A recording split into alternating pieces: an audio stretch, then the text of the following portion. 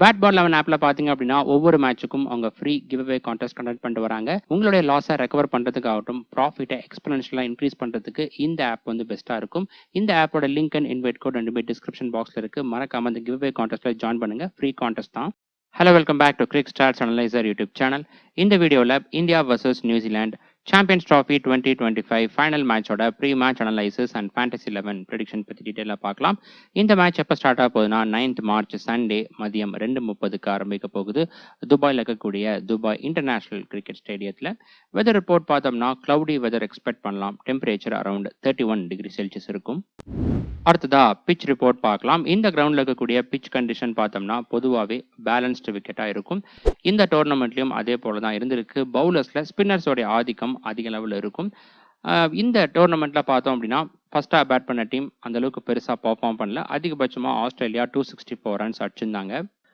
இந்த கிரவுண்டில் பார்த்தோம்னா அந்த ஃபர்ஸ்ட் 8 ஓவர்ஸ் இந்த நியூ பால் ஓவர்ஸில் பேட்டர்ஸ் நல்லா பர்ஃபார்ம் பண்ணிட்டாங்க. அப்படிங்கும்போது ப்ரெஷர்லேருந்து ரிலீவ் ஆகிடலாம். ஏன்னா அந்த பால் பழசானதுக்கப்புறம் பார்த்தீங்கன்னா ஸ்பின்னர்ஸுக்கு ரொம்பவே சப்போர்ட்டிவாக இருக்கும். பால் நின்று வரதால் பேட்டர்ஸ்னால கரெக்டாக ஷார்ட்ஸ் டைம் பண்ணி ஆட முடியாது. அதனாலேயே ரன் ரேட் கம்மியாயிடும். இன்கேஸ் இந்த ஃபர்ஸ்ட் 8 ஓவர்ஸில் ஒரு 50-60 ரன்ஸ் அடிச்சுட்டாங்க. அப்படிங்கும்போது ப்ரெஷர்லேருந்து ரிலீவ் ஆகிடலாம். லீட் பண்ணுறதுக்கான வாய்ப்புகள் அதிகமாக இருக்கும். நெக்ஸ்ட் கிரவுண்ட் டைமென்ஷன் பார்க்கலாம். இந்த கிரவுண்டில் பார்த்தோம்னா Emirates road end and Dubai sports city எண்டுன்னு இருக்கு. ஓவராலாக பார்க்கும்போது பெரிய கிரவுண்டு தான். ஸ்ட்ரைட் டைமென்ஷன் பார்த்தோம்னா ஒரு சைடு 84 மீட்டர் இருக்கு. அதுக்கப்புறம் ஸ்கொயர் டைமென்ஷன் ஒரு சைடு 69 மீட்டரும் இன்னொரு சைடு 78 மீட்டரா இருக்கு. டயகனல் பார்க்கும்போது covers region and mid wicket region ரெண்டுமே 81 மீட்டரும், third man region and final leg region பார்த்தோம்னா 63 அண்ட் 66 இருக்கு. ஓவராலாக பார்த்தோம்னா பெரிய கிரவுண்டாக தான் இருக்கு. அடுத்ததா ட்ரேடிங் ப்ரெடிக்ஷன் பார்க்கலாம். இந்த மேட்சுக்கு பார்த்தோம்னா இந்தியாவுக்கு தான் மார்க்கெட் ஃபேவரபிளா இருக்கு. ரியல் 11 ஆப்ல இந்தியாவோட ஒரு ஸ்டாக்கோட ரேட் 6.5 ருபீஸும், ஸ்போர்ட்ஸ் பாசி ஆப்ல 6.8 ருபீஸும் இருக்கு. இந்த மேட்ச்ல பாத்தீங்கன்னா கண்டிப்பா ஒன் சைடடா போறதுக்கான வாய்ப்புகள் கம்மி தான். ஏன்னா ஆல்ரெடி இந்த ரெண்டு அணிகளும் இங்க பிளே பண்ணும்போது இந்தியா ஃபர்ஸ்ட் ஹாஃப் பேட் பண்ணையில ஸ்ட்ரகிள் இருந்தாங்க. ஸோ இந்த போட்டிக்கு பார்த்தீங்கன்னா நியூசிலாண்டோடைய ஸ்டாக்கை பை பண்ணுறது பெஸ்ட் ஆப்ஷனாக இருக்கும். 3.5க்கு பை பண்ணிங்கன்னா கண்டிப்பாக அந்த மேட்ச் ப்ரோக்ரஸ் ஆகும்போது ஒரு கட்டத்தில் 5.56 வரை ரீச் ஆகிறதுக்கான வாய்ப்புகள் இருக்குது. அந்த மாதிரியான சமயத்தில் செல் பண்ணி உங்களுடைய ப்ராஃபிட் எடுத்துருங்க. எப்போவுமே ட்ரேடிங் பொறுத்த வரைக்கும் பார்த்தோம்னா 30 to 40% ப்ராஃபிட் வந்ததுக்கு அப்புறமா செல் பண்ணி எடுத்துருங்க. அதுதான் வந்து பெஸ்ட் ஆப்ஷனாக இருக்கும். இந்த மாதிரி அப்ரோச் கொடுத்தீங்க அப்படின்னா எல்லா மேட்ச்லையுமே நீங்கள் வந்து ஜெயிக்கலாம். அந்த அப்ரோச் தான் நானும் கொடுத்துட்டு இருக்கேன். ஏன்னா கிரிக்கெட் வந்து அன்பிரடிக்டபிள் கேமாக இருக்கிறதால இந்த ஸ்டாக்கோட ரேட் பார்த்தோம்னா எப்போ வேணாலும் சேஞ்ச் ஆகலாம். அதனால எப்போவுமே நீங்கள் ஜாயின் பண்ணுற ஸ்டாக்கை விட 30 to 40% ரைஸ் ஆனதுக்கு அப்புறமா செல் பண்ணி ப்ராஃபிட் எடுத்துருங்க. நீங்கள் இன்னும் ட்ரேடிங் பற்றி தெரிஞ்சுக்கலன்னா ஆல்ரெடி அதுக்கான வீடியோ அப்லோட் பண்ணியிருக்கேன். வீடியோட லிங்க் ஐ பட்டன்லையும் டிஸ்கிரிப்ஷன் பாக்ஸ்லையும் கொடுத்துருக்கேன். கண்டிப்பாக அந்த வீடியோ பாருங்கள். ஒவ்வொரு மேட்சுக்கும் ஃபேண்டசி டீம் அதில் வந்து நீங்கள் இன்வெஸ்ட் பண்ணுறது போக சைமல்டேனியஸாக ட்ரேடிங்லும் நீங்கள் இன்வெஸ்ட் பண்ணுங்கள். அப்போ தான் உங்களுடைய ப்ராஃபிட்டை எக்ஸ்பெனன்ஷியலாக இன்க்ரீஸ் பண்ண முடியும். இன்கேஸ் ஃபேண்டசி டீம் கிரியேட் பண்ணுறதுல லாஸ் ஏற்பட்டுச்சுன்னா இதன் மூலமாக நீங்கள் ரெக்கவர் பண்ணி எடுத்துக்கலாம். இப்போதைக்கு பார்த்தோம்னா ரியல் 11 அண்ட் ஸ்போர்ட்ஸ் பாசி இந்த ரெண்டு ஆப்லையும் ட்ரேடிங்கான இன்டர்ஃபேஸ் நல்லா இருக்கு. இதில் நீங்கள் இன்வெஸ்ட் பண்ணலாம். இந்த ரெண்டு ஆப்போட லிங்க் அண்ட் இன்வைட் கோட் டிஸ்கிரிப்ஷனில் இருக்கு. நீங்கள் கரண்டாக யூஸ் பண்ணிட்டு இருக்கிற ஆப்லேயே ட்ரேடிங் ஃபீச்சர் இருந்துச்சு அப்படின்னா அதுலேயும் நீங்கள் இன்வெஸ்ட் பண்ணலாம். அடுத்ததா ஹெட் டு ஹெட் ரெக்கார்ட் பார்க்கலாம். இதுவரை இந்த ரெண்டு அணிகளும் 112 ஒன் டே மேட்சஸ்ல பிளே பண்ணியிருக்காங்க. அதில் அதிக போட்டிகளில் இந்தியா தான் ஜெயிச்சிருக்காங்க. 61 மேட்சஸ்ல ஜெயிச்சிருக்காங்க. 50 மேட்சஸ்ல நியூசிலாந்து டீமும் ஒரு மேட்ச் டை ஆயிருக்கு. இதுவே லாஸ்ட் 3 இயர்ஸாக பார்த்தோம்னா 7 மேட்சஸ்ல பிளே பண்ணியிருக்காங்க. அதில் இந்தியா தான் டாமினேட் பண்ணியிருக்காங்க 6-1. அதுக்கப்புறம் இந்த கிரவுண்டில் இந்த ரெண்டு அணிகளும் மோதின ஒரு போட்டியில் இந்தியா ஜெயிச்சிருக்காங்க. இந்த டோர்னமெண்ட்ல நடந்த மேட்ச் தான். அதுக்கப்புறம் இந்த வென்யூ ரெக்கார்ட் பார்த்தீங்க அப்படின்னா இந்தியாவுக்கு ரொம்பவே ஃபேவரபிளாக இருக்குது. ஏன்னா இங்கே இந்தியா பிளே பண்ண 10 மேட்சஸ்ல 9 மேட்சஸ் ஜெயிச்சிருக்காங்க. ஒரு மேட்ச் டையா இருக்கு. இந்தியா இந்த கிரவுண்ட்ல தோத்தது கிடையாது ஒன் டே ஃபார்மேட்ல. அதுக்கப்புறம் நியூசிலாந்து டீம் எடுத்துட்டீங்கன்னா இங்க இதுவரை பிளே பண்ண 2 மேட்சுமே தோல்வி அடைஞ்சிருக்காங்க. அடுத்ததா வென்யூ ரெக்கார்ட் பார்க்கலாம். இந்த டோர்னமெண்ட்ல இதுவரை இங்க நடந்த 4 மேட்ச்ல பார்த்தோம்னா ஃபர்ஸ்ட் ஹாஃப் பேட் பண்ணவங்க ஒரு போட்டியிலும், செகண்ட் ஹாஃப் பேட் பண்ணவங்க 3 போட்டியிலும் ஜெயிச்சிருக்காங்க. ஃபர்ஸ்ட் இன்னிங்ஸ் ஆவரேஜ் ஸ்கோர் 235ம், செகண்ட் இன்னிங்ஸ் ஆவரேஜ் ஸ்கோர் 230ம் இருக்கு. இதுவே ஃபர்ஸ்ட் இன்னிங்ஸ் வின்னிங் ஸ்கோர் பார்த்தீங்கன்னா இங்க 239 இருக்கு. ஃபர்ஸ்ட் ஹாஃப் பேட் பண்ணக்கூடிய டீம் 239 ரன்ஸ் அடிக்கிற பட்சத்தில் அந்த ஸ்கோரை சக்சஸ்ஃபுல்லா டிஃபெண்ட் பண்றதுக்கான வாய்ப்புகள் அதிகமா இருக்கு. பேட்டர்ஸோட ஆவரேஜ் 29 இருக்கு, மீடியம் ரேஞ்சில் இருக்கு. அடுத்ததா மேட்ச் ப்ரோக்ரஷன் ஸ்டாட்ஸ் பார்க்கலாம். இந்த ஸ்டாட்ஸ் என்ன அப்படின்னு பார்த்தோம்னா இந்த டோர்னமெண்ட்ல இதுவரை இங்கே நடந்த 4 மேட்ச் ஃபேஸ் வைஸாக எப்படி ப்ரோக்ரஸ் ஆயிருக்கு அப்படின்னு டீட்டெயிலாக பார்க்க போகிறோம். வரக்கூடிய மேட்ச்சுக்கு கண்டிப்பா இந்த ப்ரோக்ரஷன்ல ஒரு சில மாற்றங்கள் இருக்கும். ஏன்னா வரக்கூடிய மேட்ச்க்கான latest pitch condition and team strength இந்த 2த்துலயும் மாற்றங்கள் இருக்கிறதால இதுல சேஞ்சஸ் கண்டிப்பா எதிர்பார்க்கலாம். அதனால ஸ்மால் லீக் டீம் கிரியேட் பண்றவங்க இந்த stats, latest pitch condition and team strength இந்த 3த்துக்கும் ஈக்குவல் இம்பார்ட்டன்ஸ் கொடுத்து டீமை மேக் பண்ணுங்க. கிராண்ட் லீக் டீம் மேக் பண்றவங்க மட்டும் ஒரு சில டீம்ஸை இந்த ப்ரோக்ரஷனை மட்டும் பேஸ் பண்ணி எடுங்க. ஃபர்ஸ்ட் இன்னிங்ஸ்ல பார்த்தோம்னா power play overs and middle overs இந்த 2 ஃபேஸ்லயுமே பேட்டர்ஸுடைய பெர்ஃபார்மன்ஸ் கொஞ்சம் சுமாரா தான் இருந்திருக்கு. பவர் பிளே ஓவர்ஸ்ல 4.2வும் மிடில் ஓவர்ஸ்ல 4.5 இருக்கு. அது மட்டும் இல்லாம பவர் பிளே ஓவர்ஸ்ல அதிகமான விக்கெட்ஸ் விழுந்திருக்கு. ஆவரேஜ் விக்கெட் லாஸ் இங்க எக்ஸாக்டா 3 இருக்கு. இதுல ஃபர்ஸ்டா பேட் பண்ண டீம்ஸ் பார்த்தீங்க அப்படின்னா Bangladesh, Pakistan, Australia and India இங்க ப்ளே பண்ணியிருந்தாங்க. இதுல ஸ்ட்ராங்கான டீமான இந்தியாவும் இங்க ஃபர்ஸ்டா பேட் பண்ணும்போது அந்த ஃபர்ஸ்ட் 10 ஓவர்ஸ்ல விக்கெட் இழந்திருந்தாங்க. இதே நியூசிலாந்து டீம் மேக்கரா தான். அதுக்கப்புறம் டெத் ஓவர்ஸ்ல ரன் ரேட் 5.9 இருக்கு. இதுவும் கொஞ்சம் சுமாரா தான் இருக்கு. டெத் ஓவர்ஸ்ல அதிகமான விக்கெட்ஸ் விழுந்திருக்கு. மற்ற 5 ஃபேஸ் கூட கம்பேர் பண்ணும்போது இந்த ஃபேஸ்ல அதிகமான விக்கெட்ஸ் விழுந்திருக்கு. இதுவே செகண்ட் இன்னிங்ஸ்ல பார்த்தோம்னா பவர் பிளே ஓவர்ஸ்ல ரன் ரேட் 5.6 இருக்கு. நல்லா பெர்ஃபார்ம் பண்ணியிருக்காங்க. பட் மிடில் ஓவர்ஸ்ல 4.4க்கு ரன் ரேட் ட்ராப் ஆயிருக்கு. நான் ஆல்ரெடி பிச் ரிப்போர்ட்லயே சொல்லியிருந்தேன். இந்த ஃபர்ஸ்ட் 10 ஓவர்ஸ்ல பால் புதுசா இருக்கும் போதே நல்லா ரன்கள் அடிச்சணும். அதுக்கப்புறம் பார்த்தீங்கன்னா பேட்டர் ஸ்ட்ரகிள் ஆகிறதுக்கான வாய்ப்புகள் இருக்கு. செகண்ட் இன்னிங்ஸ்ல பார்த்தோம்னா ஒருவேளை டியூ இல்லை அப்படிங்கிற பட்சத்துல கண்டிப்பா செகண்ட் ஹாஃப் பேட் பண்ணும்போது பேட்டர்ஸுக்கு சேலஞ்சிங்கா இருக்கும். அதனால தான் அந்த மிடில் ஓவர்ஸ்ல ரன் ரேட் கம்மியா இருக்கு. டெத் ஓவர்ஸ்ல பார்த்தோம்னா 7.3 இருக்கு. இங்க நல்லா பெர்ஃபார்ம் பண்ணியிருக்காங்க. அதுக்கப்புறம் விக்கெட்ஸ்ல பார்த்தீங்க அப்படின்னா மிடில் ஓவர்ஸ்ல அதிகமான விக்கெட்ஸ் விழுந்திருக்கு. ஆவரேஜ் விக்கெட் லாஸ் 3.3யும் இருக்கு. இந்தியாவும் பார்த்தோம்னா இங்க செகண்ட் ஹாஃப் பேட் பண்ணும்போது ஃபர்ஸ்ட் மேட்ச் அதாவது பங்களாதேஷ் டீமுக்காக ப்ளே பண்ணும்போது மிடில் ஓவர்ஸ்ல ஸ்ட்ரகிள் ஆயிருந்தாங்க. ஒவ்வொரு மேட்சுக்கான ஃபைனல் அப்டேட்ஸ் ஆகட்டும், ட்ரேடிங் பத்தின ப்ரிவ்யூ ஆகட்டும் எல்லாமே நான் டெலிகிராம் சேனல்ல ஷேர் பண்றேன். டெலிகிராம் சேனல் லிங்க் டிஸ்கிரிப்ஷன் பாக்ஸ்லயும் ஃபர்ஸ்ட் கமெண்ட்ல கொடுத்துருக்கேன். மறக்காம நீங்க கிளிக் பண்ணி ஜாயின் பண்ணிக்கோங்க. அது போக நீங்க வாட்ஸ்அப் சேனலையும் ஜாயின் பண்ணிக்கோங்க. இந்த வீடியோல பார்க்கக்கூடிய ஸ்டாட்ஸ் போக இன்னும் இன்டெப்தான ஸ்டாட்ஸ், பிளேயரை பத்தின இன்டெப்த் ஸ்டாட்ஸ், வென்யூ பத்தின இன்டெப்த் ஸ்டாட்ஸ் எல்லாமே நாங்க தான் ஷேர் பண்ணுவேன். அதோட லிங்க்கும் டிஸ்கிரிப்ஷன் அண்ட் ஃபர்ஸ்ட் கமெண்ட்ல இருக்கு. ஸ்கிரீன்ல தெரியுற QR கோடை ஸ்கேன் பண்ணியும் நீங்க ஜாயின் பண்ணிக்கலாம். அடுத்ததா ஃபாஸ்ட் bowlers அண்ட் ஸ்பின்னர்ஸ் இந்த கிரவுண்ட்ல இதுவரை எப்படி பெர்ஃபார்ம் பண்ணியிருக்காங்க அப்படின்னு இன்டெப்தா பார்க்கலாம்.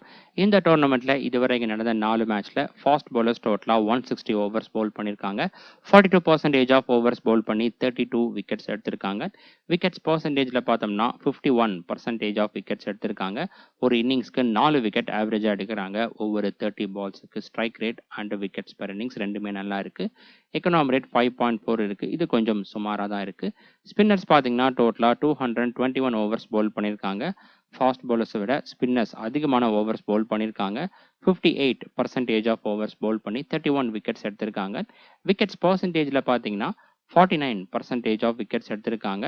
ஒரு இன்னிங்ஸ்க்கு இவங்களும் 4 விக்கெட் ஆவரேஜா எடுத்திருக்காங்க. ஸ்ட்ரைக் ரேட் பார்த்தீங்கன்னா 43 இருக்கு. இது கொஞ்சம் சுமாரா தான் இருக்கு. பட் எக்கனாமி ரேட் ஸ்பின்னர்ஸுக்கு நல்லா இருக்கு. 4.8 இருக்கு இவங்களுக்கு. அடுத்ததா பேட்டர்ஸ் இந்த கிரவுண்ட்ல எப்படி பெர்ஃபார்ம் பண்ணியிருக்காங்க அப்படின்னு இன்னிங்ஸ் வைஸா இன்டெப்தா பார்க்கலாம். மேட்ச் ப்ரோக்ரஷன் ஸ்டாட்ஸை எப்படி நீங்க அப்ரோச் பண்ணீங்களோ அதே போல தான் இந்த ஸ்டாட்ஸும் நீங்க அப்ரோச் பண்ணணும். ஓப்பனர்ஸுடைய பெர்ஃபார்மன்ஸ் பார்த்தோம்னா ஃபர்ஸ்ட் இன்னிங்ஸ்ல சுமாரா தான் இருக்கு. ரன் ஸ்கோர் பெர் இன்னிங்ஸ் 29 தான் இருக்கு. இதுவே செகண்டா பேட் பண்ணும்போது நல்லா பெர்ஃபார்ம் பண்ணியிருக்காங்க. 68 இருக்கு. ஸ்ட்ரைக் ரேட் பார்த்தீங்கன்னாலும் செகண்ட் இன்னிங்ஸ் ஓப்பனர்ஸ் தான் நல்லா இருக்கு. அடுத்ததா ஃபர்ஸ்ட் இன்னிங்ஸ், செகண்ட் இன்னிங்ஸோட top order, middle order and lower order stats பார்க்கலாம். ஃபர்ஸ்ட் இன்னிங்ஸ்ல பார்த்தோம்னா மிடில் ஆர்டர் பேட்டர்ஸ் கிட்ட இருந்தா அதிகமான ரன்கள் வந்திருக்கு. 46% ஆஃப் ரன்ஸ் வந்திருக்கு. அதுக்கப்புறம் டாப் ஆர்டர் பேட்டர்ஸ் கிட்ட இருந்து 28% ஆஃப் ரன்ஸும், லோவர் ஆர்டர் பேட்டர்ஸ் கிட்ட இருந்து 26% ஆஃப் ரன்ஸும் வந்திருக்கு. இந்த போட்டியை பொறுத்த வரைக்கும் ஃபர்ஸ்டா எந்த டீம் பேட் பண்றாங்களோ அந்த டீமோட டாப் ஆர்டர் பேட்டர்ஸை ப்ரிஃபர் பண்றது ரிஸ்கா தான் இருக்கும். ஏன்னா 2 டீமுக்கிட்டுமே குவாலிட்டியான பவுலிங் யூனிட் இருக்கு. அது மட்டும் இல்லாம இந்த கிரவுண்ட்லயும் டாப் ஆர்டர் பேட்டர்ஸ் பெருசா இதுவரை பெர்ஃபார்ம் பண்ணல.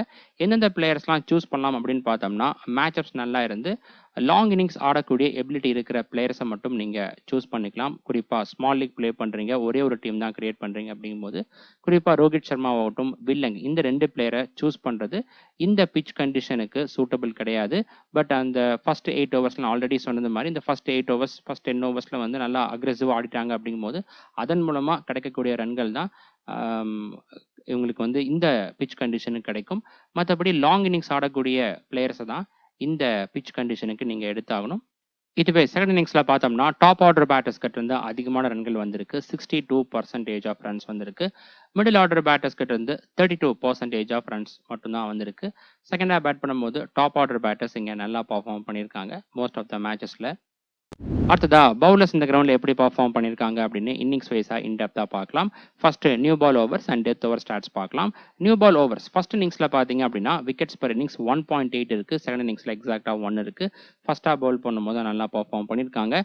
இதுவே டெத் ஓவர்ஸில் பார்த்தீங்கன்னா ஃபர்ஸ்ட் இன்னிங்ஸில் விக்கெட்ஸ் பர் இன்னிங்ஸ் 4.3 இருக்குது. அதிகமான விக்கெட்ஸ் இந்த ஃபேஸில் தான் விழுந்திருக்கு.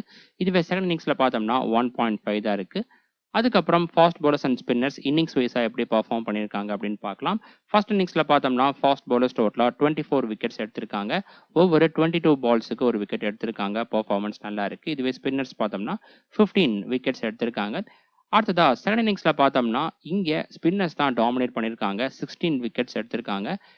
அதுக்கப்புறம் ஃபாஸ்ட் பவுலர்ஸ் எடுத்துட்டிங்கன்னா 8 விக்கெட்ஸ் மட்டும் தான் எடுத்திருக்காங்க. ஸ்ட்ரைக் ரேட் ஸ்பின்னர்ஸ் தான் நல்லா இருக்குது. நம்மளுடைய ப்ரிவியூ வீடியோஸில் வரக்கூடிய ஸ்டார்ட்ஸ் எல்லாமே உங்களுக்கு பிடிச்சிருந்தா மறக்காம வீடியோ லைக் பண்ணி ஃபேண்டசி டீம் கிரியேட் பண்ணக்கூடிய உங்கள் ஃப்ரெண்ட்ஸுக்கு அதிகமாக ஷேர் பண்ணுங்க. உங்ககிட்ட இருந்து வரக்கூடிய சப்போர்ட்டை பொறுத்து அடுத்ததா இன்னும் இன்டெப்த்தான ஸ்டார்ட்ஸ் நான் வந்து ஆட் பண்ணுறேன். அது ட்ரேடிங் ஆகட்டும், அதுக்கப்புறம் கிராண்ட் லீக் டீம்ஸ் மேக் பண்ணுறதுக்கு ரொம்பவே யூஸ்ஃபுல்லாக இருக்கும். இதுவரை பார்த்தோம்னா இந்த கிரவுண்டில் பேட்டர்ஸ் அண்ட் பவுலர்ஸ் எப்படி பர்ஃபார்ம் பண்ணியிருக்காங்க அப்படின்னு இன்னிங்ஸ் வைஸாக இன்டெப்த்தாக பார்த்துருப்போம்.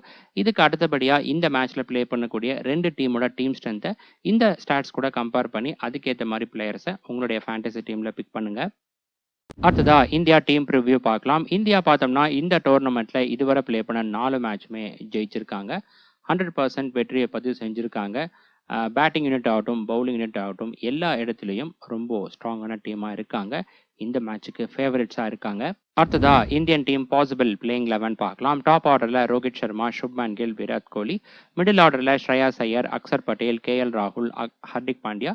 லோவர் ஆர்டரில் ரவீந்திர ஜடேஜா, முகமது ஷமி, குல்தீப் யாதவ் அண்ட் வருண் சக்கரவர்த்தி. அடுத்ததா இந்தியன் டீம் பிளேயர்ஸோட ரெக்கார்ட்ஸ்லாம் பார்க்கலாம். இந்த இடத்துல நம்ம முக்கியமான விஷயம் ஷேர் பண்ணி ஆகணும். எப்போவுமே பிளேயருடைய head to head record, venue record, இதை மட்டும் பேஸ் பண்ணி உங்களுடைய ஃபேண்டசி டீமில் பிளேயரை சூஸ் பண்ணாதீங்க. எதுக்கு அதிக முக்கியத்துவம் கொடுக்கணும் அப்படின்னா மொத்தம் 5 விஷயங்கள் இருக்குது. Venue record, team strength, latest pitch condition, பிளேயருடைய ரீசன்ட் ஃபார்ம், கடைசியாக பார்த்தீங்கன்னா மேட்சப்ஸ். இந்த 5க்கும் ஃபஸ்ட்டு முக்கியத்துவம் கொடுங்க. இந்த 5த்தையும் பார்த்து ஒரு பிளேயரை செலக்ட் பண்ணிட்டீங்க அப்படிங்கும்போது அவருடைய head to head record, venue ரெக்கார்டை பாருங்கள். இதுவும் நல்லா இருக்குது அப்படிங்கிற பட்சத்தில் கான்ஃபிடென்ட்டாக உங்களுடைய டீமில் அவரை நீங்கள் சூஸ் பண்ணிக்கலாம். கான்ஃபிடென்ட்டாக எடுக்கிறதுக்கு மட்டும் இதை நீங்கள் இந்த ஹெட் டு ஹெட் ரெக்கார்டாகட்டும், வென்யூ ரெக்கார்டை நீங்கள் யூஸ் பண்ணுங்கள். இதை மட்டும் பேஸ் பண்ணி நீங்கள் எடுக்க வேணாம். அதுக்கான ரீசன் செப்பரேட்டாக உன்னோட வீடியோவில் டீட்டெயிலாக எக்ஸ்பிளைன் பண்ணுறேன். First Rohit Sharma head to head record, venue record 2 தடவை ஸ்டார்ட்ஸ்மே நல்லா இருக்கு. நியூசிலாந்து டீமுக்கு 37 ஆவரேஜும் இந்த கிரவுண்டில் 48 ஆவரேஜும் இருக்கு. பெஸ்ட்டாக பார்த்தோம்னா நியூசிலாந்து டீமுக்கு 147 ரன்ஸ் அடிச்சிருக்காரு. அதுக்கப்புறம் ரீசெண்ட் ஃபார்மில் பார்த்தீங்கன்னா லாஸ்ட்டாக ப்ளே பண்ண 5 மேட்ச்சில் ஒரே ஒரு மேட்ச்சில் மட்டும் 40 ரன்ஸாக கிராஸ் பண்ணியிருக்காரு. மேட்சப்ஸில் எல்லா பவுலிங் டேப்புக்கும் ஸ்டார்ட்ஸ் நல்லா இருக்கு. அடுத்ததா Shubman Gill head to head record, venue record 2 தடவை ஸ்டார்ட்ஸ்மே நல்லா இருக்கு. நியூசிலாந்து டீமுக்கு ஒரு மேட்ச்சில் 208 ரன்ஸ் அடிச்சிருக்காரு. இந்த கிரவுண்டில் 52 இருக்கு ஆவரேஜ். ரொம்ப நல்லா பர்ஃபார்ம் பண்ணியிருக்காரு. ரீசெண்ட் ஃபார்மில் லாஸ்ட்டாக ப்ளே பண்ண 5 மேட்ச்சில் 3 மேட்ச் நல்லா பர்ஃபார்ம் பண்ணியிருக்காரு. பட் லாஸ்ட்டாக நடந்த 2 மேட்ச்லுமே சிங்கிள் டிஜிட்டுக்கு அவுட் ஆயிருக்காரு. வரக்கூடிய மேட்ச் நல்லா பர்ஃபார்ம் பண்ணலாம். மேட்சப்ஸில் பார்த்தோம்னா எல்லா பவுலிங் டைப்புக்கிறோம் இவரும் நல்லா பர்ஃபார்ம் பண்ணியிருக்காரு. Next Virat Kohli head to head record stats இவருக்கும் நல்லா இருக்குது. ஆவரேஜ் 57 இருக்குது. ஹையஸ்ட்டாக 154 ரன்ஸ் அடிச்சிருக்காரு நியூசிலாந்து டீமுக்கு. இந்த கிரவுண்டில் பார்த்தோம்னா 4 இன்னிங்ஸில் பேட் பண்ணி 217 ரன்ஸ் அடிச்சிருக்காரு. வென்யூ ரெக்கார்டும் நல்லா இருக்கு. ரீசெண்ட் ஃபார்மில் லாஸ்ட்டாக ப்ளே பண்ண 5 மேட்ச்சில் 3 மேட்ச் நல்லா பர்ஃபார்ம் பண்ணியிருக்காரு. மேட்சப்ஸும் இவருக்கு நல்லா இருக்கு. அடுத்ததா Shreyas Iyer head to head record, venue record இவருக்கும் ஸ்டார்ட்ஸ் நல்லா இருக்கு. நியூசிலாந்து டீமுக்கு 70 ஆவரேஜும் இந்த கிரவுண்டில் 49 ஆவரேஜும் இருக்கு. ரீசெண்ட் ஃபார்மில் லாஸ்ட்டாக ப்ளே பண்ண 5 மேட்ச்சில் 4 மேட்ச் நல்லா பர்ஃபார்ம் பண்ணியிருக்காரு. சூப்பர்பான ஃபார்மில் இருக்காரு. மேட்சப்ஸில் எல்லா பவுலிங் டைப்புக்கிறோம் ஸ்டார்ட்ஸ் நல்லா இருக்கு. அடுத்ததா அக்சர் பட்டேல் பேட்டிங் ஸ்டார்ட்ஸ் பார்த்தோம்னா கொஞ்சம் சுமாராக தான் இருக்குது. நியூசிலாந்து டீமுக்கு 30 ஆவரேஜும் இந்த கிரவுண்டில் 27 ஆவரேஜும் இருக்குது. பவுலிங்கில் பார்த்தீங்க அப்படின்னா 8 இன்னிங்ஸில் பவுல் பண்ணி 6 விக்கெட்ஸ் எடுத்திருக்காரு. இந்த கிரவுண்டில் 4 இன்னிங்ஸில் பவுல் பண்ணி 5 விக்கெட்ஸ் எடுத்திருக்காரு. ரீசெண்ட் ஃபார்மில் லாஸ்ட்டாக ப்ளே பண்ண 5 மேட்ச்சில் ஒரே ஒரு மேட்ச்சில் மட்டும் பேட்டிங்கில் 40 ரன்ஸை கிராஸ் பண்ணியிருக்காரு. பவுலிங்கில் கன்சிஸ்டண்ட்டாக எல்லா மேட்ச்லையுமே விக்கெட்ஸ் எடுத்திருக்காரு. டோட்டலாக 7 விக்கெட்ஸ் எடுத்திருக்காரு. மேட்சப்ஸில் ரைட் ஆர்ம் பேசர்ஸ்க்கு எதிராக த்ரெட் இருக்குது. பவுலிங் மேட்சப்ஸில் பார்த்தோம்னா ரைட் ஹேண்ட் பேட்டர்ஸ்க்கு நல்லா பவுல் பண்ணியிருக்காரு. அடுத்ததா KL ராகுல் head to head record, venue record starts இவங்களுக்கும் நல்லா இருக்குது. நியூசிலாந்து டீமுக்கு 59 ஆவரேஜும் இந்த கிரவுண்டில் 83 ஆவரேஜும் இருக்குது. ரீசெண்ட் ஃபார்மில் லாஸ்ட்டாக ப்ளே பண்ண 5 மேட்ச்சில் 3 மேட்ச்சில் 40 ரன்ஸை கிராஸ் பண்ணியிருக்காரு. மேட்சப்ஸில் எல்லா பவுலிங் டைப்புக்கு ஸ்டார்ட்ஸ் நல்லா இருக்குது. அடுத்ததா ஹர்திக் பாண்டியா. பேட்டிங் ஸ்டார்ட்ஸ் பார்த்தோம்னா ஆவரேஜ் கொஞ்சம் சுமாராக தான் இருக்குது. நியூசிலாந்து டீமுக்கு 29ம் இந்த கிரவுண்டில் 27ம் இருக்குது. பெஸ்ட்டாக ஒரு மேட்ச்சில் 54 ரன்ஸ் அடிச்சிருக்காரு. அதுக்கப்புறம் பவுலிங்கில் பார்த்தோம்னா 15 இன்னிங்ஸில் பவுல் பண்ணி 16 விக்கெட்ஸ் எடுத்திருக்காரு. ஹெட் டு ஹெட் ரெக்கார்ட் நல்லா இருக்குது. அதுக்கப்புறம் இந்த கிரவுண்டில் பார்த்தோம்னா 5 இன்னிங்ஸில் பவுல் பண்ணி 4 விக்கெட்ஸ் எடுத்திருக்காரு. ரீசெண்ட் ஃபார்மில் லாஸ்ட்டாக ப்ளே பண்ண 5 மேட்ச்சில் ஒரே ஒரு மேட்ச்சில் மட்டும் 40 ரன்ஸை கிராஸ் பண்ணியிருக்காரு. பவுலிங்கில் டோட்டலாக 6 விக்கெட்ஸ் எடுத்திருக்காரு. பவுலிங்கில் கன்சிஸ்டண்ட்டாக விக்கெட்ஸ் எடுத்துகிட்டு வராரு. மேட்சப்ஸில் லெஃப்ட் ஆர்ம் ஆர்த்தடாக்ஸ் பவுலர்ஸ்க்கு எதிராக த்ரெட் இருக்குது. பவுலிங் மேட்சப்ஸில் ரைட் ஹேண்ட் பேட்டர்ஸ்க்கு மட்டும் நல்லா பவுல் பண்ணியிருக்காரு. நெக்ஸ்ட் ரவீந்திர ஜடேஜா. நியூசிலாந்து டீமுக்கு 47 ஆவரேஜ் இருக்குது. பெஸ்ட்டாக ஒரு மேட்ச்சில் 77 ரன்ஸ் அடிச்சிருக்காரு.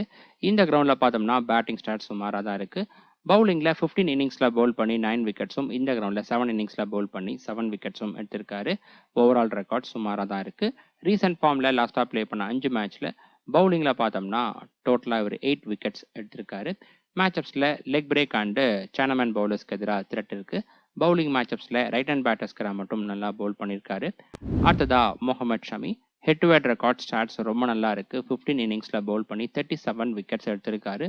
பெஸ்ட்டாக ஒரு மேட்ச்சில் 7 விக்கெட்ஸ் எடுத்திருக்காரு நியூசிலாந்து டீமுக்கு. அதுக்கப்புறம் இந்த கிரவுண்டில் பார்த்தோம்னா 4 இன்னிங்ஸில் பவுல் பண்ணி 8 விக்கெட்ஸ் எடுத்திருக்காரு.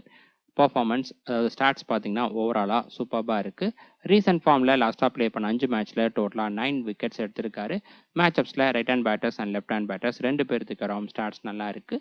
அடுத்ததா Kuldeep Yadav. Head to head record stats இவருக்கும் நல்லா இருக்குது. 12 இன்னிங்ஸில் 22 விக்கெட்ஸ் எடுத்திருக்காரு நியூசிலாந்து டீமுக்கு. இந்த கிரவுண்ட்லையும் நல்லா பர்ஃபார்ம் பண்ணியிருக்காரு. 9 இன்னிங்ஸில் டோட்டலாக 15 விக்கெட்ஸ் எடுத்திருக்காரு. ரீசெண்ட் ஃபார்மில் லாஸ்ட்டாக ப்ளே பண்ண 5 மேட்ச்சில் டோட்டலாக 6 விக்கெட்ஸ் எடுத்திருக்காரு. மேட்சப்ஸில் right hand batters and left hand batters 2 பேர்த்துக்கு ஸ்டார்ட்ஸ் நல்லா இருக்குது. கடைசியாக பார்த்தோம்னா வருண் சக்கரவர்த்தி. நியூசிலாந்து டீமுக்கு அவர் ப்ளே பண்ண ஒரு மேட்ச்சில் 5 விக்கெட் எடுத்திருந்தாரு. இந்த டோர்னமெண்ட்டில் தான் எடுத்திருந்தாரு. அதுக்கப்புறம் இந்த கிரவுண்டில் 2 இன்னிங்ஸில் பவுல் பண்ணி 7 விக்கெட்ஸ் எடுத்திருக்காரு. இதே கிரவுண்டில் நியூசிலாந்து டீமுக்கு ப்ளே பண்ணும்போது தான் எடுத்திருந்தாரு. ரீசெண்ட் ஃபார்ம் பார்த்தீங்கன்னா சூப்பர்பான ஃபார்மில் இருக்காரு. லாஸ்ட்டாக ப்ளே பண்ண 5 மேட்ச்லையுமே சூப்பராக பர்ஃபார்ம் பண்ணியிருக்காரு. மேட்சப்ஸில் right hand batters and left hand batters 2 பேர்த்துக்கு ஸ்டார்ட்ஸ் நல்லா இருக்குது. அடுத்ததா நியூசிலாந்து டீம் ப்ரிவ்யூ பார்க்கலாம். நியூசிலாந்து டீம் பார்த்தோம்னா இந்த டோர்னமெண்ட்டில் இதுவரை நடந்த 4 மேட்ச்சில் 3 மேட்ச் ஜெயிச்சிருக்காங்க. இந்தியாவுக்கு மட்டும் தோல்வி அடைஞ்சிருந்தாங்க. அந்த போட்டியில் பார்த்தீங்கன்னாலும் டஃப் சேலஞ்ச் கொடுத்துருந்தாங்க. வரக்கூடிய மேட்ச்லையும் அதே போல் ஒரு பர்ஃபார்மன்ஸ் கொடுக்கறதுக்கான வாய்ப்புகள் இருக்குது. ஒரே ஒரு கன்சர்ன் என்ன அப்படின்னு பார்த்தோம்னா இந்த டீமோட பவுலர் மேட் ஹென்ரி அவருக்கு இன்ஜுரியாக இருக்குது. இப்போ வரைக்கும் அவருடைய அவைலபிலிட்டி அன்சர்டனாக இருக்குது. அப்படியே ப்ளே பண்ணாலும் பார்த்தீங்கன்னா அவருடைய ஃபுல் பொட்டன்ஷியலை வெளிப்படுத்த முடியாது இன்ஜுரி அடைஞ்சதால். ஸோ இது நியூசிலாந்து டீமுக்கு மிகப்பெரிய செட்பேக்காக அமையுது. அடுத்ததா நியூசிலாந்து டீம் பாசிபிள் பிளேயிங் 11 பார்க்கலாம். டாப் ஆர்டரில் Will Young, Rachin Ravindra, Kane Williamson. Middle ஆர்டரில் Daryl Mitchell, Tom Latham, Glenn Phillips, Michael Bracewell. Lower ஆர்டரில் Mitchell Santner, Matt Henry, Kyle Jamieson and William O'Rourke. அடுத்ததா நியூசிலாந்து டீம் பிளேயர்ஸோட ரெக்கார்ட்ஸ்லாம் பார்க்கலாம். First Will Young. Head to head record, venue record ஓவராலாக பார்த்தோம்னா start சுமாராக தான் இருக்குது. இந்தியாவுக்கு 2 மேட்ச் ப்ளே பண்ணி 39 ரன்ஸ் மட்டும் தான் அடிச்சிருக்காரு. ரீசெண்ட் ஃபார்மில் லாஸ்ட்டாக ப்ளே பண்ண 5 மேட்ச்சில் ஒரே ஒரு மேட்ச் நல்லா பர்ஃபார்ம் பண்ணி செஞ்சுரி அடிச்சிருக்காரு. மேட்சப்ஸில் எல்லா பவுலிங் டைப்புக்கு ஸ்டார்ட்ஸ் நல்லா இருக்குது. அடுத்ததா ரச்சின் ரவீந்திரா. இந்தியாவுக்கு 3 மேட்சஸில் ப்ளே பண்ணி 94 ரன்ஸ் அடிச்சிருக்காரு. பெஸ்ட்டாக ஒரு மேட்ச்சில் 75 ரன்ஸ் அடிச்சிருக்காரு. பவுலிங்கில் பார்த்தோம்னா இந்தியாவுக்கு 3 இன்னிங்ஸில் பவுல் பண்ணி ஒரே ஒரு விக்கெட்டும் இந்த கிரவுண்டில் பவுல் பண்ண ஒரு இன்னிங்ஸில் ஒரு விக்கெட் எடுத்திருக்காரு. ரீசெண்ட் ஃபார்மில் லாஸ்ட்டாக ப்ளே பண்ண 5 மேட்ச்சில் 2 மேட்ச் நல்லா பர்ஃபார்ம் பண்ணி செஞ்சுரி அடிச்சிருக்காரு. மேட்சப்ஸில் எல்லா பவுலிங் டைப்புக்கு ஸ்டார்ட்ஸ் நல்லா இருக்குது. பவுலிங் மேட்சப்ஸ் வரைக்கும் சுமாராக தான் இருக்குது. அடுத்ததா Kane Williamson. Head to head record, venue record 2 ஸ்டார்ட்ஸுமே நல்லா இருக்குது. இந்தியாவுக்கு பார்த்தோம்னா 46 ஆவரேஜ் இருக்குது. பெஸ்ட்டாக ஒரு மேட்ச்சில் 118 ரன்ஸ் அடிச்சிருக்காரு. ரீசெண்ட் ஃபார்மில் லாஸ்ட்டாக ப்ளே பண்ண 5 மேட்ச்சில் 2 மேட்ச் நல்லா பர்ஃபார்ம் பண்ணியிருக்காரு. மேட்சப்ஸில் லெக் பிரேக் அண்ட் சேனமேன் பவுலர்ஸ்க்கு எதிராக த்ரெட் இருக்குது. Next Daryl Mitchell. இந்தியாவுக்கு பார்த்தோம்னா 7 இன்னிங்ஸில் 326 ரன்ஸ் அடிச்சிருக்காரு. பெஸ்ட்டாக ஒரு மேட்ச்சில் 134 ரன்ஸ் அடிச்சிருந்தாரு. 2023 வேர்ல்ட் கப்பில் அடிச்சிருந்தாரு. இந்த கிரவுண்டில் அவர் ப்ளே பண்ணுற மேட்ச்சில் 17 ரன்ஸுக்கு அவுட் ஆயிருக்காரு. பவுலிங்கில் பார்த்தோம்னா 3 இன்னிங்ஸில் பவுல் பண்ணி 5 விக்கெட்ஸ் எடுத்திருக்காரு. ரீசெண்ட் ஃபார்மில் லாஸ்ட்டாக ப்ளே பண்ண 5 மேட்ச்சில் 2 மேட்ச்சில் 40 ரன்ஸை கிராஸ் பண்ணியிருக்காரு. மேட்சப்ஸில் எல்லா பவுலிங் டைப்புக்கு ஸ்டார்ட்ஸ் நல்லா இருக்குது. பவுலிங் மேட்சப்ஸ் இவருக்கு சுமாராக தான் இருக்குது. அடுத்ததா டாம் லாதம். இந்தியாவுக்கு பார்த்தோம்னா 47 இருக்குது ஆவரேஜ். பெஸ்ட்டாக ஒரு மேட்ச்சில் 145 ரன்ஸ் அடிச்சிருக்காரு. இந்தியாவுக்கு ஸ்டார்ட்ஸ் நல்லா இருக்குது. பட் இந்த கிரவுண்டில் பார்த்தோம்னா 2 மேட்ச் ப்ளே பண்ணி 27 ரன்ஸ் மட்டும் தான் அடிச்சிருக்காரு ரீசெண்ட் ஃபார்மில். லாஸ்ட்டாக ப்ளே பண்ண 5 மேட்ச்சில் 3 மேட்ச் நல்லா பர்ஃபார்ம் பண்ணியிருக்காரு. மேட்சப்ஸில் குறிப்பாக ஸ்பின்னர்ஸ்க்கு எதிராக ஸ்டாட்ஸ் ரொம்ப நல்லா இருக்குது. அடுத்ததா கிளென் பிலிப்ஸ் இந்தியாவுக்கு எதிராகட்டும் அதே போல் இந்த கிரவுண்ட்லையும் பர்ஃபார்மன்ஸ் சுமாராக தான் இருக்குது.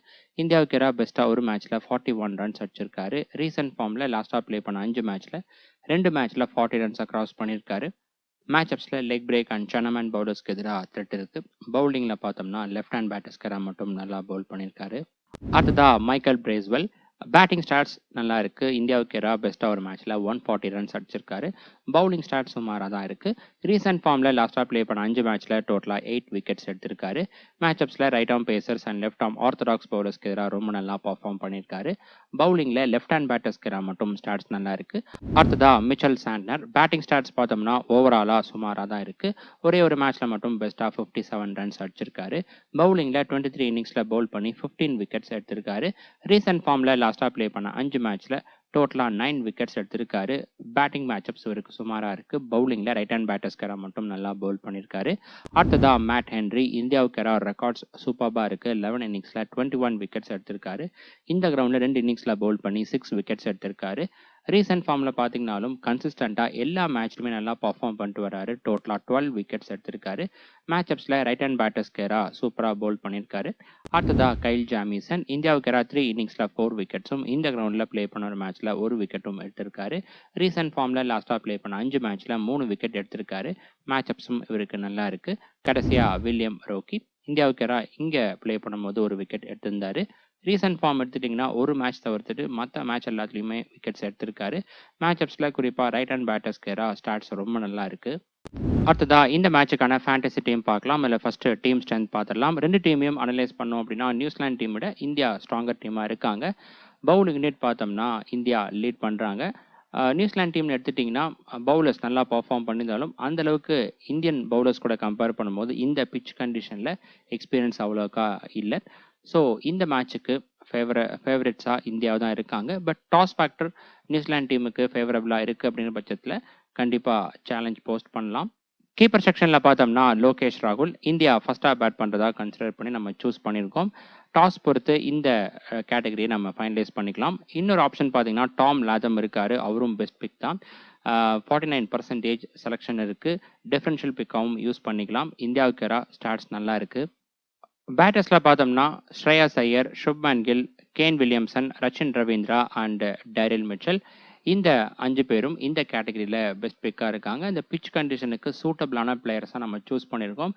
இது போக பார்த்தோம்னா விராட் கோலி இருக்கார். பட் சில ரிஸ்க் இந்த மேட்ச்சில் நம்ம எடுத்து தான் ஆகணும். ஏன்னா விராட் கோலியும் எடுத்தோம் அப்படின்னா அந்தளவுக்கு டிஃப்ரென்ஷியல் பிளேயர்ஸ் நம்மக்கிட்ட இல்லை. இந்த கேட்டகரியில் பார்த்தோம்னா டேரில் மிச்சல் அவரை நம்ம டிஃப்ரென்ஷியல் பிக்காக சூஸ் பண்ணியிருக்கோம். இன்கேஸ் நீங்கள் பிளேயர்ஸில் ரிஸ்க் எடுக்க விரும்பலை அப்படிங்கும்போது டேரில் மிச்சலுக்கு பதிலாக விராட் கோலி நீங்கள் சூஸ் பண்ணிவிட்டு கேப்டன் வைஸ் கேப்டனில் ரிஸ்க் எடுக்கலாம். ஆல்ரவுண்டர்ஸில் பார்த்தோம்னா Axar Patel, Ravindra Jadeja, Glenn Phillips and Mitchell Santner. இந்த மேட்சை பொறுத்த வரைக்கும் அதிகமாக ஸ்பின்னர்ஸுக்கு ஃபேவரபிளான பிச் கண்டிஷனை அமைக்கிறதுக்கான வாய்ப்புகள் இருக்குது. அதனால தான் நம்ம ஸ்பின்னர்ஸை அதிகம் ப்ரிஃபர் பண்ணியிருக்கோம். ஜடேஜாவுக்கு பார்த்தீங்கன்னா பர்சன்டேஜ் செலெக்ஷன் ரொம்பவே கம்மியாக இருக்குது. 29% தான் இருக்குது. பட் ஒரு பெஸ்ட்டான டிஃப்ரென்ஷியல் பிக்காக இந்த மேட்ச்சுக்கு இருப்பார். இன்கேஸ் ட்ரை விக்கெட் யூஸ் பண்ணுறாங்க அப்படிங்கும்போது. இன்னொரு ஆப்ஷன் பார்த்தீங்கன்னா ஹர்திக் பாண்டியா இருக்கார். அந்த லேட்டஸ்ட் பிச் கண்டிஷனை பார்த்து அதுக்கேற்ற மாதிரி நம்ம அவரை ஃபைனலைஸ் பண்ணிக்கலாம். பவுலர்ஸில் பார்த்தோம்னா வருண் சக்கரவர்த்தி இந்த கேட்டகரியில் மஸ்ட் பிக்காக இருக்கார். ஆல்ரெடி நியூசிலாந்து டீமுக்கு இதே கிரவுண்டில் ப்ளே பண்ணும்போது 5 விக்கெட்ஸ் எடுத்திருக்காரு. இது போக பார்த்தோம்னா முகமது ஷமி இருக்கார். ஐசிசி டோர்னமெண்ட்ஸில் ரொம்ப நல்லா பர்ஃபார்ம் பண்ணுவார். அது மட்டும் இல்லாமல் நியூசிலாந்து டீமுக்கு ரொம்ப நல்லா பர்ஃபார்ம் பண்ணியிருக்காரு. அவருடைய பெஸ்ட் பவுலிங் ஃபிகர் நியூசிலாந்து டீமுக்கு தான் வந்திருக்கு. அவர் பெஸ்ட் பிக்காக இருப்பார். குல்தீப் யாதவ் எடுத்துட்டிங்கன்னா இந்த போட்டியை பொறுத்த வரைக்கும் 4 ஸ்பின்னர்ஸையும் இந்தியாவோட 4 ஸ்பின்னர்ஸையும் எடுக்கிறது அந்தளவுக்கு பெஸ்ட் ஆப்ஷன் கிடையாது. ஏன்னா ஏதோ ஒரு ஸ்பின்னர் சரியாக பர்ஃபார்ம் பண்ணுறது இல்லை. இந்த டோர்னமெண்ட் நடந்த மேட்சஸ் வச்சு பார்க்கும்போது அந்த வகையில் அக்சர் பட்டேல் ஆகட்டும், ஜடேஜா இந்த 2 பேருமே பேட்டிங்கில் யூஸ்ஃபுல்லாக இருப்பாங்க பவுலிங் போக. அதனால தான் அவங்கள ப்ரிஃபர் பண்ணியிருக்கோம். அது மட்டும் இல்லாமல் வருண் சக்கரவர்த்தியோட பவுலிங் பார்த்தீங்க அப்படின்னா நியூசிலாந்து டீமில் நிறையா பேட்டர் ஸ்ட்ரகிளாக இருக்காங்க. அதனால தான் இவங்களை நம்ம சூஸ் பண்ணியிருக்கோம். குல்தீப் யாதவ் எடுக்கல. கிராண்ட் லீக்ல வேணால் நீங்கள் ரொட்டேட் பண்ணி எடுத்துக்கலாம். அடுத்ததா இந்த மேட்சுக்கான டாப் கேப்டன்சி பிக்ல பார்த்தோம்னா சுப்மன் கில், ரச்சின் ரவீந்திரா அண்ட் விராட் கோலி இருக்காங்க. விராட் கோலியை உங்களுடைய ஃபேண்டசி டீம்ல பிக் பண்றீங்க அப்படிங்கிற பட்சத்தில் கேப்டனா நீங்க ட்ரை பண்ணலாம். பட் இந்த மேட்சை பொறுத்த வரைக்கும் கொஞ்சம் ரிஸ்க் தான். ரச்சின் ரவீந்திரா பார்த்தோம்னா பேட்டிங் போக பவுலிங்லையும் கான்ட்ரிபியூட் பண்றதுக்கான வாய்ப்புகள் அதிகமா இருக்கு. ஏன்னா இந்தியன் டீம்ல நிறைய ரைட் ஹேண்டர்ஸ் இருக்காங்க. மிச்சல் சாட்னல் போக இவரும் சில ஓவர்ஸ் பவுல் பண்றதுக்கான வாய்ப்புகள் இருக்கு. அதுக்கப்புறம் சுப்மன் கில் எடுத்துட்டீங்கன்னா லாஸ்ட் 2 மேட்சா சரியா பெர்ஃபார்ம் பண்ணாததால கேப்டன்சி பெர்சன்டேஜ் செலெக்ஷன் கம்மியா இருக்கு. நீங்க பிளேயர் செலெக்ஷன்ல அந்த அளவுக்கு பெருசா ரிஸ்க் எடுக்கல அப்படிங்கும்போது நீங்க கேப்டன் வைஸ் கேப்டன்ல ரிஸ்க் எடுத்தாகணும். அந்த வகையில இவரு பெஸ்டா இருப்பாரு. கிராண்ட் லீக்ல பார்த்தோம்னா Rachin Ravindra, Shreyas Iyer and Kane Williamson இந்த 3 பேருமே இந்த துபாய் பிட்ச் கண்டிஷனுக்கு சூட்டபிளான பிளேயர்ஸா இருக்காங்க. கண்டிப்பா ரவீந்திர ஜடேஜாவை ஒரு சில கிராண்ட் லீக் டீம்ஸ்ல கேப்டனா நீங்க ட்ரை பண்ணலாம். பெர்சன்டேஜ் செலெக்ஷன் கம்மியா இருக்கு. பட் இந்த பிட்ச் கண்டிஷன் பொறுத்த வரைக்கும் ஒரு இம்பார்ட்டன்ட் பிக்கா இருக்காரு. ஒரு இம்பாக்ட் ஏற்படுத்துறதுக்கான வாய்ப்புகள் அதிகமா இருக்கு. ஓகே ஃப்ரெண்ட்ஸ், இந்த மேட்சுக்கான ஃபைனல் அப்டேட்ஸ் டாஸுக்கு அப்புறமா டெலிகிராமில் நான் அப்டேட் பண்ணுறேன். டெலிகிராம் சேனல் லிங்க் டிஸ்கிரிப்ஷன் பாக்ஸ்லையும் ஃபர்ஸ்ட் கமெண்ட்ல இருக்கு. மறக்காம நீங்கள் கிளிக் பண்ணி அங்கே ஜாயின் பண்ணிக்கோங்க. அடுத்த வீடியோவில் பார்க்கலாம். பை.